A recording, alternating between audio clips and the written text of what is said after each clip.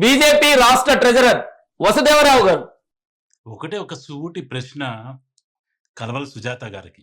తెలంగాణ ఆర్యవై సమాజం అంతా కూడా చాలా సంతోషపడింది. ఒక ఆర్యవైశ్య కార్పొరేషన్ పెట్టారు ఈ కాంగ్రెస్ ప్రభుత్వం.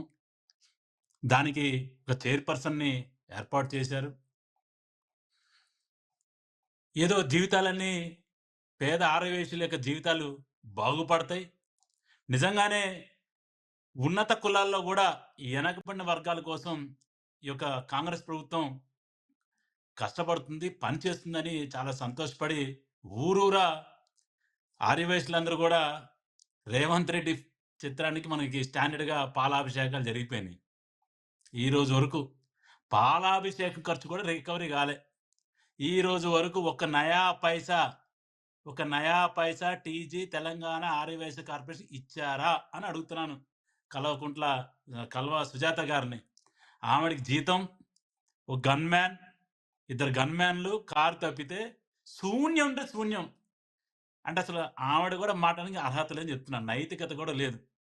ఇది కేవలం 26 నెలలు అయిపోయింది. దగ్గర 26 నవంబర్, డిసెంబర్ 26 నెలలు పూర్తి చేసుకుంటే ఆవిడకి 26 నెలల నుంచి జీతం వస్తుంది గానీ, ఆర్యవైశ్యులకి అర్ధనా పైసా కూడా మరి ఎటువంటి ఉపయోగం లేనప్పుడు ఆవిడ ఏం మాట్లాడడానికి వచ్చిందో కూడా నాకు అర్థం కావట్లేదు. మొన్ననే చాలా స్పష్టంగా చెప్పాడు. మొత్తం కాంగ్రెస్ కార్యకర్తలందరూ కూడా తలుచుకుంటే ఒక 10,000 కోట్లు గాంధీ కుటుంబం అంట. గాంధీ కుటుంబం అని చెప్పమాకండి నాయన. సోనియా కుటుంబం చెప్పండి. ఇప్పటికే పేర్లతోనే మీరు మోసం చేస్తున్నారు. మళ్ళా గాంధీ కుటుంబం అంటే ఆ తుషార్ గాంధీ గారు అసలైన గాంధీ కుటుంబం ఉంది. ఇది దొంగల గాంధీ కుటుంబం. ప్లీజ్ దయచేసి మాట్లాడేటప్పుడు సోనియా కుటుంబం అని చెప్పండి గానీ, గాంధీ కుటుంబం ఇక అయిపోయింది. రాజీవ్ గాంధీ చనిపోయారు, ఇందిరాగాంధీ చనిపోయింది, ఆ తర్వాత నెహ్రూ గాంధీ చనిపోయారు. ఇప్పుడున్న బతికున్న కుటుంబం ఏదైనా ఉందంటే సోనియా కుటుంబం.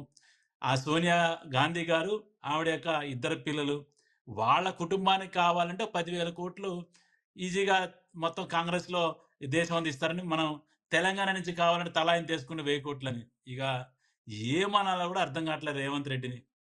మొన్న మొత్తం క్యాబినెట్ మరి ఢిల్లీ వెళ్ళిన తర్వాత చాలా స్పష్టమైన సంకేతాలు ఏంటంటే, మినిస్టర్ వైజ్ 35 కోట్లు, ఒక్కొక్కరికి 35 కోట్ల లెక్కన ఎంతనో పంచారని బాగా అన్ని మీడియా సంస్థల్లో, వార్తల్లోనూ, పత్రికల్లో, ఎలక్ట్రానిక్ మీడియాలో వస్తుంది.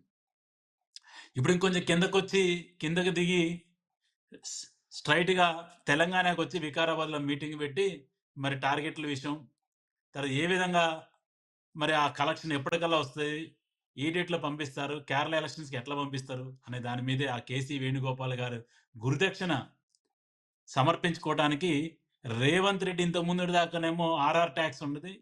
రేవంత్ రెడ్డి ఇప్పుడు ఆర్ఆర్ ట్యాక్స్ అంటే రేవంత్ రెడ్డి, రాహుల్ గాంధీ ట్యాక్స్. ఆర్ఆర్ గాంధీ వద్దులే గాని రేవంత్ అండ్ రాహుల్ ట్యాక్స్ అయిపోయింది.